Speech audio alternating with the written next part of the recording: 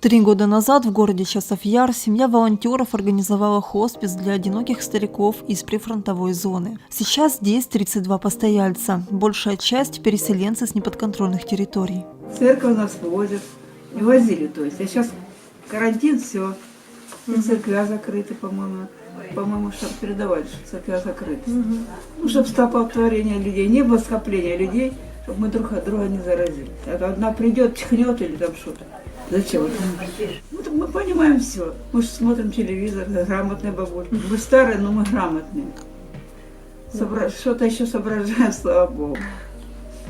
Кто не соображает, мы рассказываем. Сказано нельзя, значит нельзя, надо выполнять. Хоспис состоит из 3 частных домов и 2 квартир, где живут лежачие люди. Официального статуса дома престарелых нет. Формально старики живут в гостях у волонтеров. Все они оказались никому не нужны. Родственники погибли или отказались от них. Жилье разрушено. Волонтеры помогают с восстановлением документов, оформлением пенсий и пособий. Выплаты собираются в общую кассу, но этого хватает лишь на малую часть всех расходов. Помогают церкви, украинские и международные организации. Есть журналист Томаш Фора. И вот с каких-то источников, мониторя информацию, он узнал о нашем хосписе, что мы помогаем пожилым людям, которые именно прямо или косвенно пострадали от военных действий. Вот он организовал в Словакии сбор средств, передал деньги, на которые мы смогли закупить, наверное, 2-месячный запас продуктов. То есть для нас это огромнейшая помощь, это супер помощь. Повезло заранее закупить продукты, говорит Евгений. Сейчас цены выросли. При хосписе есть свой огород, небольшое хозяйство. С началом карантина волонтеры следят за постоянным соблюдением правил, ограничили посещение, проводят дезинфекцию. Сотрудники, которые работают на хосписе, несколько раз меняют одежду в день, проводят полную санитарную обработку. Частные доноры, спасибо им огромное, передали нам средства специальной обработки поверхностей. У нас есть средства специальной обработки посуды. Как вы понимаете, посуда многоразового использования, она подлежит термической специальной обработке. Сейчас у нас есть все необходимые для этого средства и приборы. Все жители хосписа под медицинским наблюдением, в условиях пандемии под особым вниманием. Каждую неделю как профилактический осмотр семейного врача, потом у нас очень хорошие отношения с больницей, то есть любой профильный врач, хоть хирург, хоть что, в частном порядке, когда он свободен, мы его привозим, если кому-то срочно нужно, никто никогда не отказывал. Если что-то чрезвычайное случается, 5-7 минут скорая помощь здесь. За 3 года через хоспис прошли 150 пенсионеров. 4 из них решили жить самостоятельно после получения выплат. 10 человек вернулись в свое жилье. Сейчас постояльцев может прибавиться. Получили запрос от учреждений здравоохранения. Это 2 поликлиники, в которых были стационарные отделения, которые просят принять 2 стариков. Эти люди без определенного места проживания, у них есть проблемы с документами, но в связи с тем, что поликлиники сейчас освобождают койки для возможных экстренных случаев и хотят задействовать свой ресурс максимально, сейчас рассматривается вопрос о том, чтобы принять этих 2 людей. Но опять же таки мы учитываем риск, мы должны быть уверены, что это абсолютно здоровые люди, они не являются носителями коронавируса, и тогда они могут быть размещены в нашем хосписе. А это Зайцево, несколько километров до оккупированной Горловки. Линия разграничения разделила поселок надвое. Тут расположен контрольно-пропускной пункт Майорская. Еще пару недель назад каждый день по этой дороге проезжали сотни машин. Сейчас тишина. Магазины перешли на сокращенный график работы. Теперь покупателей в разы меньше. Мы же от границы зависим. Теперь мы работаем только с нашими местными военными ребятами и местным населением. Конечно, уменьшилось. Мы в любом случае стараемся для местного населения и для военных, для наших ребят. Галина Васильевна ходит за покупками самостоятельно. Живет одна, дети на неподконтрольной территории. Ходят только к тем, кто лежачие у нас есть такие. Вот то тем ходят. Не знаю, что они там им помогают, я не буду говорить. А таким вот, кто еще нас... Вот мне 82 года будет вот через месяц. Никто мне ничего не помогает. Товара в магазине хватает. Здесь можно купить и продукты, и защитные маски. Единственная проблема для жителей – медикаменты. Аптека в Зайцево так и не успела открыться. Ближайшая в соседнем Бахмуте, 25 километров от поселка. А вот прихожу и прошу Анжела, дочечка, пожалуйста, купи. Она мне покупает там лекарства. Вот большое ей спасибо. Конечно, а так чем же я поеду? Машины у меня нету, транспорт не ходит. Вот так и живем. Просим кого-то, пожалуйста. Вот это и все. С введением карантина движение междугородних автобусов ограничили. Почти 1000 жителей Зайцева остались в изоляции. Выезжают только те, у кого свое авто. Большая часть сотрудников местной военно-гражданской администрации родом из Горловки. Сейчас они арендуют квартиры в Бахмуте, оттуда и привозят лекарства по спискам. Здесь, в нескольких километрах до линии огня, другое отношение к самоизоляции. Люди ще скільки 1,5-2 роки жили в дуже таких тяжких умовах, де не було ні магазинів і була війна така з жертвами. І тому зараз вони сприймають, мені здається, трохи легше, ніж містяни, яких обмежують в чомусь. Тому для них це не є проблема. Вони кажуть, ми війну переживаємо, а такі вимушені тимчасові переживемо, аби живі були. В Зайцево следят за новостями о коронавирусе. 80% населения – люди пожилого возраста. О том, что попадают в группу риска, знают, привыкают к новым реалиям. Взрывы и обстрелы здесь уже 6 лет слышны каждый день. И в подвал ехали. Да тут еще это болячка. Сидим тут у дедушки. Нам по 83 года. Мы не ходим никуда.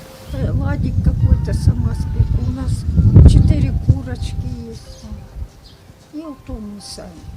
Прямых попаданий уже стало меньше, значит, не так страшно, рассказывают местные. Слышно, но намного реже, очень редко. Вы видите, что у нас вот все дома перекрыты практически. Все были повреждены осколками. Я, например, 14-й год летом выехала отсюда. И 15-й год. Вот. А потом уже возвратилась, но даже домой. Конечно, здесь, когда стреляли, попадет, не попадет. До карантина Ната Георгиевна выезжала в город минимум раз в месяц за лекарствами себе и животным. Сейчас на изоляцию не жалуются. В Зайцево есть банкомат. Для оплаты коммунальных услуг ждут приезда мобильного отделения банка. Волонтеры поселок не оставляют. Здесь работает Пролеска, Красный Крест, медицинская служба АСАПа. В поселке есть фельдшер, работает семейный врач. Прошу пана до геляки. Неподконтрольный Донецк. По ту сторону линии разграничения заявляют о 36 случаях коронавируса. Группировка ДНР также ввела ограничения для пенсионеров, режим самоизоляции для людей старше 65 лет. Несмотря на зафиксированные случаи, заразиться COVID-19 боятся не все. 2 маски есть, но не ношу, пока не ношу. Пока не ношу маски. И мы тут пока ходим. Ну, магазины говорят, вот, мне не приходилось так. В киоске продают без маски, а в магазин, говорят, только в маске заходят. Ну, тут есть у нас магазинчик там. 2 раза в неделю хожу, вот это хлебушек, там еще что-то до хлебушка. Ну, вот эти ж вот всем комсичку, какой-то бычочек. Сейчас бычков нету, черноморки нету. Ну, беру то, что есть, и кормим. А я тут возле дома, да пойду там скуплюся, там хлеба возьму, что мне надо, взяла, и все, я никуда не хожу. Я не могу в транспорт, меня нога вот это болит. А почему я буду бояться? Я никуда не хожу. Вот тут только на улице погуляла и все. В троллейбусе я не ездил, в автобусе также. Ни с кем не целуюсь, за ручки не берусь. Домой прихожу, руки мою хорошо, и все. Вот они говорят, там, кто что пишет, 100 грамм выпить, кто чеснок, кто лук кушай. Это ничего не поможет. Это иммунитет должен сработать против вот этого вируса. Каждый год люди болеют, и грипп каждый год. Надо поехать за лекарством, тут нету такого лекарства. И боишься ехать куда-то дальше. Из-за угрозы коронавируса все КПВВ закрыты. Выехать на подконтрольную территорию за украинской пенсией теперь невозможно. Пенсионерки, с которыми нам удалось пообщаться в Донецке, по этому поводу не переживают. Уже несколько лет женщины никуда не выезжают и получают выплаты в рублях. Я ж вот это ДНРовскую, а на Украину я не езжу, не получаю, нет. Вы видите, что делается? 2000 у меня украинской, так что этих 2000. И уже сколько я не получаю. Меня сын помогает. Меня сын шахтер, он мне помогает, он за квартиру платит. Таблеток мне на 1500 покупает. Я не доеду в Украину. И мой дедушка умер, он не получал пенсию. Потому что мы не доедем туда. Если в автобусе я не хочу умереть, а лучше я в этой. Пока меня сыночек живой, я желаю, чтобы он только меня похоронил. Дедушку похоронили на Лазовском. Уже 1,5 года как лежит. Вот. Ну, а я жду своей участи. Уже не нужно, если я столько лет не получаю. А теперь зачем она мне нужна? Скажите, туда мне ничего уже не надо. Ездить получает, но это там сила канитель, ужас. Это уже не для нас. Люди едут машинами, Вот молодежь так вся, так, а куда А мы где, поедем? брат, пенсию Ужас. отдать и туда приехать, пенсию отдать, оттуда пусто приехать и голодовать, да? Дорога дорогая. Допустим, он если самому сидит. Уже б не давали, так никому не давали. Сюда-туда. А давали, так все. Ага, дивись. А то живут, наживаются деньгами этим еще. Что я пенсию, отвезу пенсию туда. Или обмахают, или обдурят. Несмотря на заблокированный проезд, доступ к банкоматам, возможность получить украинскую пенсию есть через посредников. В одном из городов на неподконтрольной территории мы нашли место, где пенсионер может обналичить выплаты со своей карты Ощадбанка. Посредники регистрируют через мобильное приложение банка, звонят на горячую линию и с помощью автоответчика снимают установленные лимиты.